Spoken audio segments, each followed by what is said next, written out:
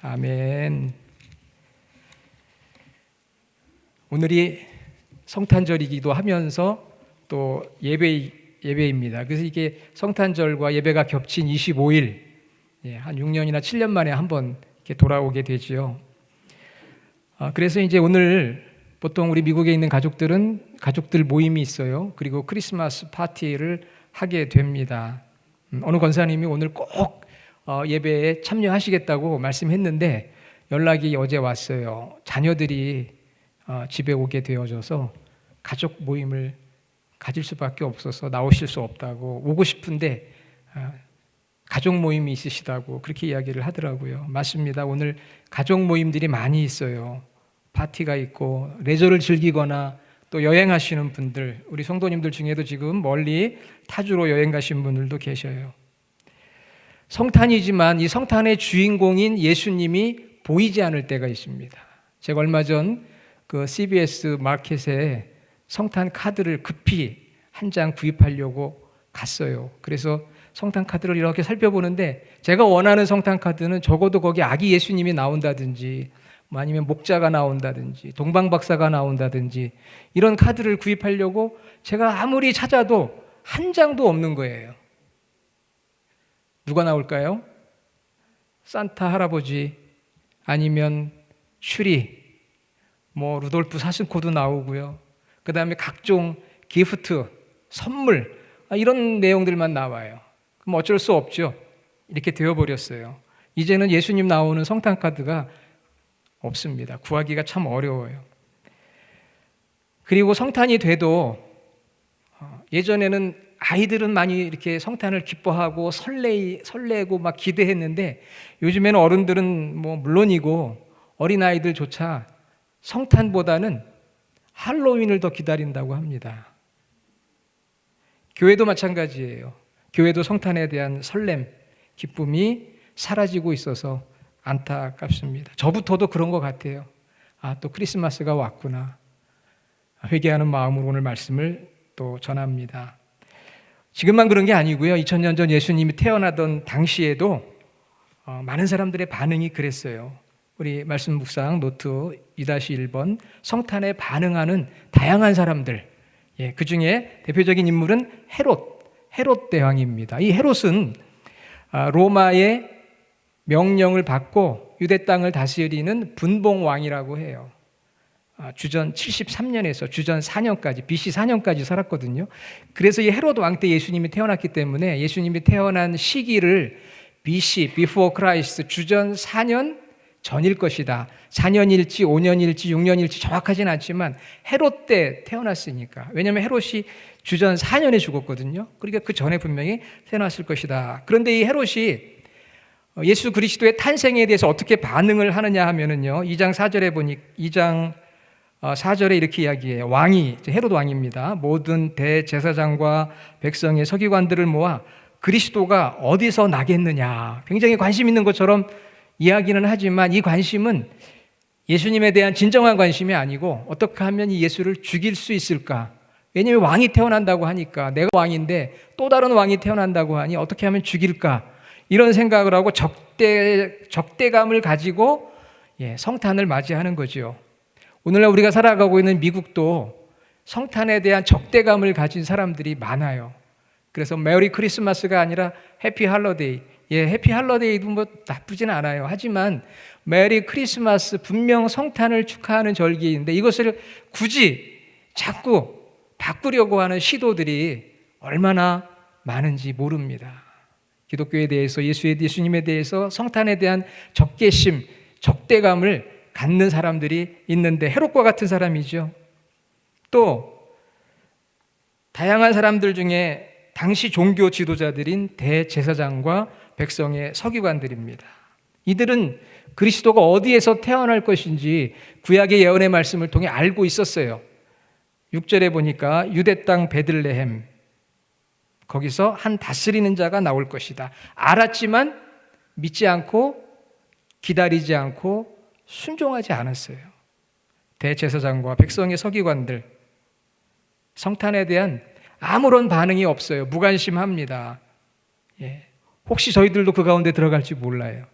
신앙생활 오래 하고 종교인 같은데 성탄이 다가와도 관심이 없고 성탄이 다가와도 예수님의 말씀대로 살아야 되겠다라고 하는 그런 순종하고자 하는 마음도 없을 때가 있지 않습니까?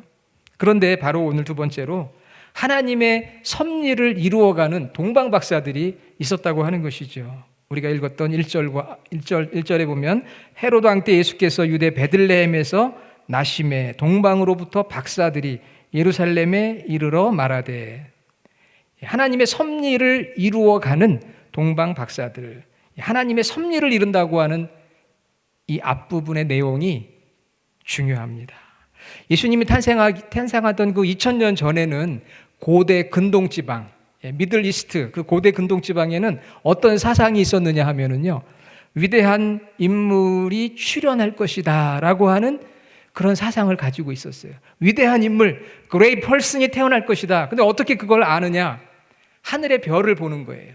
별의 움직임, 별이 움직이는 걸 보면서 저 별이 움직이면 분명 뭔가 사인이 있고 여기에 위대한 인물이 태어날 것이다. 그래서 많은 사람들이 하늘의 별들을 유심히 관찰을 했어요. 왜냐하면 위대한 인물이 탄생할 때는 뭔가 별들의 움직임이 있었기 때문에. 이런 내용은 민수기 24장에도 나옵니다. 예수님이 탄생하고 나서 바로 그날 동방박사가 온 게 아니고요, 학자들에 의하면 약 40일 정도의 시간이 지난 다음에 이 베들레헴에 도착했다고 이야기합니다. 이들은 박사들이에요. 오늘 성경에 보니까 박사입니다. 어떤 박사일까요? 우리가 미국에서 살다 보면 박사 하면은 주로 메디컬 닥터를 많이 생각하죠. 그렇죠? 메디컬 닥터들이 찾아온 걸까요? 예, 그건 아니고요.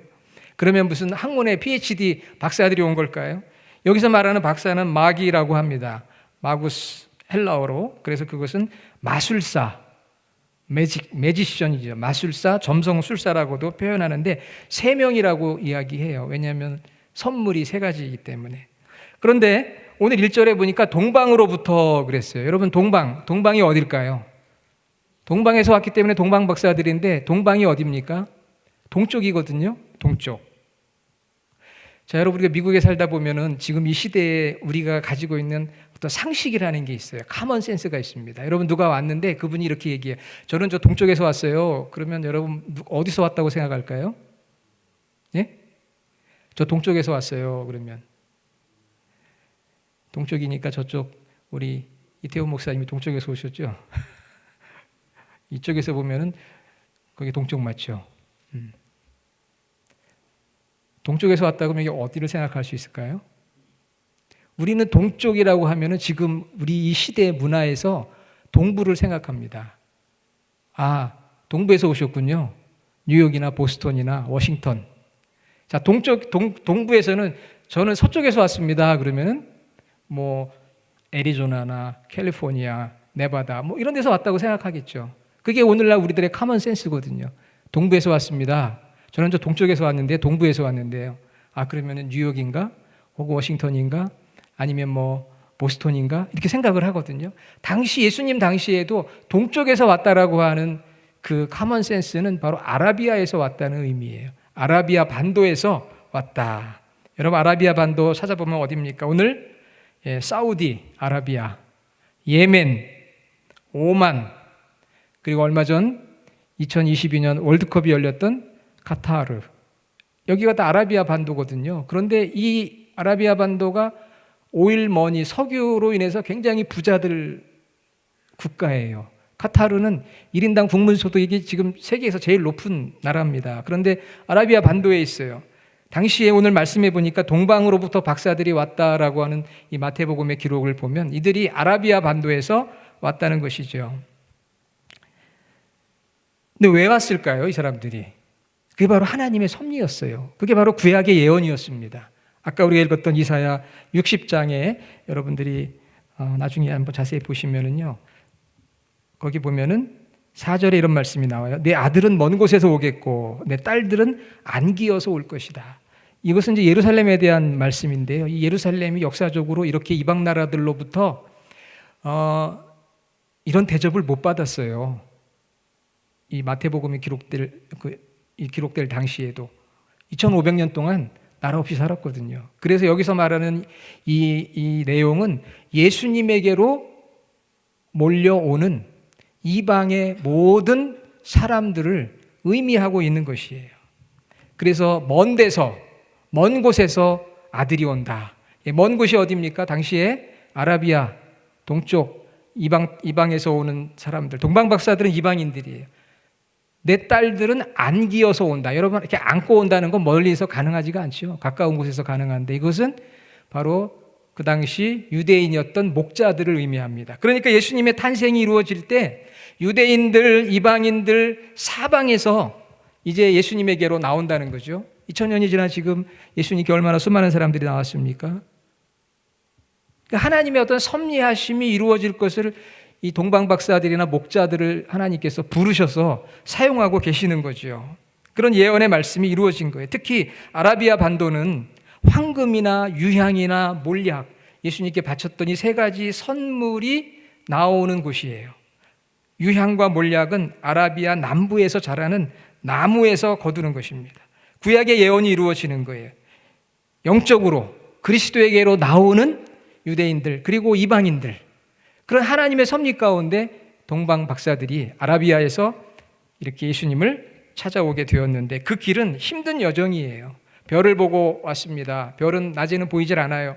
낮에는 어디로 가야 될지 몰라 쉬어야 돼요. 밤에만 이동을 해야 됩니다. 그러니까 2배의 시간이 걸리고, 모래바람이 불 때는 한 치 앞을 분간하기 힘든 사막길이기도 하고, 산 넘고 물 건너 어려운 길을 낙타를 타고 이 동방의 박사들이 찾아온 거예요. 왜? 하나님께서 그렇게 이끄셨기 때문에. 오늘 저와 여러분들이 성탄 예배를 드리기 위해서 여기에 오셨잖아요. 아까 우리 플로톤에서 우리 집사님 오셨다고 그랬죠. 우리 따님이 벤츄라 사실 것 같은데 벤츄라에서도 오시고 LA에서도 오시고, 우리 저 김종석 집사님이 저 어디예요? 그 얼바인 밑에, 예, 거기서도 오시고, 뭐 사방에서 왔어요. 왜 왔습니까? 오늘 바로 예수님의 탄생을 축하하기 위해서. 예, 먼 곳에서도 오겠고, 안기어서 가까운, 여기 교회에서 가까운 데서 오신 분들도 계실 거예요. 이렇게 오는 것이 하나님의 섭리예요. 아, 이날은 내가 가서 하나님을 예배해야 되는구나. 이게 하나님의 섭리하심이고, 그 하나님의 섭리에 순종하는 것이 우리 성도들의 자세인 것이죠. 자, 그래서 이제 동방 박사들이 와서 무엇을 했느냐 하는 것이죠. 여러분 잘 아시겠지만 3가지입니다. 따라해 봅시다. 기뻐하고, 경배하고, 헌신했다. 예, 기뻐하고, 경배하고, 헌신했어요. 그러니까 저와 여러분들이 오늘 다 동방 박사들이 돼서 기뻐하고 또 경배하고 헌신하시기를 바랍니다. 우리 예배가 경배예요. 지금 우리 예배하고 있는 것이. 우리에게 기쁨이 필요해요. 이 성탄의 기쁨. 여러분 얼마나 힘들고 어렵습니다. 삶이 괴롭고 슬프고 고달프고. 하지만 예수님께서 나에게 구원을 주시고 평강을 주시기에 오셨구나. 그게 기쁜 거죠. 동방 박사들이 도착했어요. 오늘 말씀 10절에 보면은요, 이들이 기뻐하는 기쁨은 보통 기쁨이 아니에요. 우리가 그냥 얼굴에 스마일 차원이 아니고요. 10절 한번 보여주실래요? 2장 10절. 그들이 별을 보고 매우 크게 기뻐하고 기뻐하더라. 매우 크게 기뻐하고 또 기뻐하더라. 여러분 이 원어를 보면은요, 매우 그랬어요. 매우. 아주 크게, 거대하게, 크게, 이건 아주 강렬하게, 그리고 기뻐하고 기뻐하더라. 막 즐거워하더라. 그러니까 어떻게 해야 되는 거예요? 저도 흉내내기가 어렵습니다. 매우 크게 기뻐하고 기뻐했다. 왜 기뻐했어요? 야, 우리가 목적지에 도착했구나. 아무 사고 없이 도착해서 너무 기쁘다. 이게 아니에요. 정말 여기 약속된 위대한 인물을 만났구나. 그게 기쁜 거예요. 내가 성취해서 기쁜 게 아니라 그 아기 예수님을 보는 그 자체가 기쁨인 거예요. 한국의 슈바이처로 알려진 장기려 박사님이라는 분이 있어요. 이분은 1911년부터 1995년까지 사신 분인데요. 이분이 80세가 됐을 때 생의 기쁨, the joy of life, 나에게는 생의 기쁨이 3가지가 있다. 여러분 생의 기쁨이 몇 가지가 있습니까? 첫째는 결혼하고 첫 아이를 낳았을 때 너무너무 기뻤다 그래요. 그렇게 생각해보면 여러분 다 한 번씩은 기뻐했을 것 같아요. 그렇죠? 결혼하신 분들, 혹시 또 자녀가 없는 분들도 계시긴 하겠지만 자녀를 낳았을 때 너무너무 기뻤대요. 이 장기려 박사님이 첫 자녀를 출산했을 때. 그리고 2번째는 무엇 때문에 기뻐했느냐 하면 이분이 일제 강점기에 1936년 베를린 올림픽에서 무슨 일이 있었죠? 예, 손기정 선수가 마라톤 우승을 했잖아요. 그때 그 민족적인 감정에 의해서 너무 기쁜 거예요. 근데 제가 이것을 이해하겠더라고요. 왜냐하면 이번에 월드컵을 보니까요, 이 미국에 있는 저희 한인들도 한국 선수들이 잘하니까 막 너무 기쁘잖아요. 왜 기뻐요? 같은 민족이니까. 같은 민족이 골을 넣고 16강에 들어가니까 너무 기쁜 거예요. 근데 여러분 결승전이라는데 보세요. 골 한 번 넣고 우승하는데 그 기쁨을 여러분 TV나 이런 걸 통해 보면은요, 어떻게 저렇게 기뻐할 수 있을까? 정말 이 세상에서 가장 기뻐하는 모습이 축구에서 골 넣었을 때 같아요. 매우 크게 기뻐하더라. 이 장기려 박사님도 한국 손기정 선수가 마라톤에서 우승했을 때 그런 기쁨을 느꼈다는 거죠. 그런데 결론은 이거예요. 그런 기쁨이 있었지만 그러나 세 번째 이 기쁨에 비하면 그건 아무것도 아니다. 그 세 번째 기쁨은 무엇이었을까요? 여러분 다 이미 예상했겠지만 내가 예수님을 구주로 믿고 회개하고 죄사함을 받았다는 그 확신이 생겼을 때 그 기쁨이야말로 영원한 기쁨, 다른 것과는 비교할 수 없는 궁극적인 기쁨이었다고 고백을 합니다. 할렐루야. 월드컵에서 골 넣는 것보다 첫 자녀를 낳은 때보다 진정으로 내가 기뻐했던 것은 내가 구원받았구나, 내 죄가 사해졌구나, 우리 이런 기쁨이 있어야 되거든요. 그런데 그런 기쁨이 오늘 성탄에 우리를 구원하기 오신 예수님을 보면서 이 예배 가운데 그런 기쁨이 회복되지 않는다면 우리의 신앙을 다시 한번 돌아봐야 돼요. 우리 무엇 때문에 살고 있는가? 우리 인생길에 길이 되어주시고 진리가 되어주시고 생명이 되어주시는 그 예수님이 있기에 내가 기쁜 거예요. 여러분, 우리 자신이 얼마나 작은 존재인지 아십니까? 우주의 역사를 보면은 우리가 지금 살고 있는 이 시간은 아무것도 아니에요. 이 우주의 공간의 이 크기에 비하면 내가 살고 있는 이 내 몸은 아무것도 아니에요. 그런데 이 모든 큰 우주 만물을 만드신 하나님께서 우리를 구원하시기 위해 인간의 몸을 입고 이 땅에 오셔서 임마누엘로 우리와 함께 하시고 나의 구주가 되어주셨다. 이게 얼마나 놀라운 사실입니까, 여러분? 그냥 우주를 생각하면은, 역사를 생각하고 시간과 공간을 생각하면은 우리는 정말 모래알 같아요. 그렇게 살다 가는 거예요, 우리 인생이. 그런데 그런 우리를 만나주시고 알아주시고 붙들어주시고 자녀 삼아주시고 이 모든 우주 만물을 만든 하나님의 자녀 삼아주셨다고 생각하면 그 기쁨이 얼마나 큰 기쁨이겠어요. 그래서 동방박사들은 그 큰 기쁨, 매우 크게 기뻐하며 경배했어요. 오늘 말씀해 보니까 엎드렸다는 거죠. 엎드렸다는 게 경배한 거예요. 경배하는데 그 세 가지 예물을 드립니다. 이 세 가지 예물은 그냥 예물이 아니라 신앙의 고백이에요. 황금을 드립니다. 황금은 누구에게 드리는 것이냐? 그 당시에 왕에게 드리는 거예요. 그 아기 예수님이 나의 왕입니다. My King, My Lord. 그리고 유향과 몰약을 드려요. 어려운 말이죠. 유향, 몰약. 유향과 몰약은 사춘지간이에요. 왜냐하면 이게 향이나 향수 역할을 하는 거예요. 그런데 이 유향은 제사 때 마지막에 이렇게 뿌리는 거고요. 향을 내는 거고, 몰약은 죽은 자의 그 시체에서 냄새가 나지 않도록 방부제 역할을 하는데, 이 유향은 제사장들이 쓰는 거예요. 그리고 몰약은 죽은 자에게 발라주는, 왜 이 특별한 선물 세 가지를 아라비아 반도에서 가지고 왔느냐 하는 것이죠. 그것은 바로 예수님이 나의 왕이시고 또 나의 중보자, 대제사장, the highest priest, 대제사장이시고, 그리고 십자가에서 나를 위해 죽으신 바로 sacrifice, 희생 제물이 되시기 때문에 그것을 우리에게 보여주고 있는 거죠. 그래서 금과 유향과 몰약을 가지고 와서 선물로 드려요. 황금, 유향, 제사 때 쓰이는 겁니다. 몰약, 죽은 자에게 발라주는 겁니다. 유향과 몰약은 비슷해요. 사춘지간이에요. 하지만 몰약의 가장 큰 특성은 죽은 자에게 바르는 방부제라는 의미가 있는 것이죠. 사랑하는 여러분, 오늘 우리가 성탄을 맞이하면서 원근 각처에서 먼 데에서 가까운 데서 많은 분들이 오셨어요. 우리가 무엇을 해야 됩니까? 반응해야죠. 기뻐하고, 다른 어떤 것보다 기뻐하고, 주님을 향한 나의 신앙의 고백, 나의 왕이시고 나의 대제사장, 나의 모든 죄를 씻어주시는 대제사장이시고, 그리고 나를 위해 십자가에서 죽으신 희생의 제물 되신 나의 구원자이십니다. 이런 마음의 고백을 가지고 우리가 예배하고 기도하고 찬양하고 물질을 드리는 그러한 성탄의 역사가 우리 안에 있기를 주님의 이름으로 축원합니다. 아멘.